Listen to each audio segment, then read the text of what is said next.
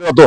या ठिकाणी स्वर्गीय विठ्ठलराजीने म्हैसाळला जन्म दिला। तदनंतर अजितराव घोरपडे असतील, शेंडगेबाप स्वर्गीय शेंडगेबाप असतील, सर्वांनीच या ठिकाणी या म्हैसाळ योजनेसाठी काम केलं। पण अधिक काम उठावदार आणि चांगल्या पद्धतीचं कोणी केलं असेल ते आदरणीय कार्यसम्राट आमदार सुरेश भाऊंनी केलेलं आहे। त्याचबरोबर या ठिकाणी भारतीय जनता पार्टीचा किसान मोर्चाचा जिल्हाध्यक्ष याची सुद्धा संधी मला भाऊंनी दिलेली आहे, या पक्षाने दिलेली आहे। आणि म्हणून आपल्याला वाटलं की एकतर आमचा जन्म शेतकरी कुटुंबात झालेला आहे, किसान मोर्चाचा जिल्हाध्यक्ष आहे।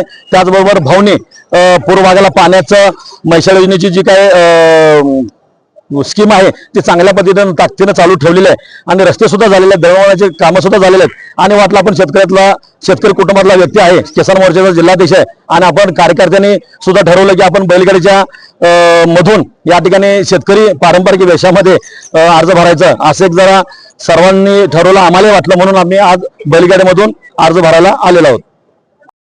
मी जयश्री तानाजी पाटील, एरंडोली जिल्हा परिषद गट क्रमांक 52 मधून आज जिल्हा परिषद साठी मी अर्ज दाखल केलेला आहे। अर्ज दाखल करत असताना कार्यसम्राट आमदार माननीय सुरेशभाऊ खाडे आणि आमच्या जिल्हा बँकेच्या संचालिका व्हाईस चेअरमन जयश्रीताई मदनभाऊ पाटील यांच्या मार्गदर्शनाखाली आम्ही आज जिल्हा परिषद साठी एरंडोली गटातून अर्ज दाखल केलेला आहे।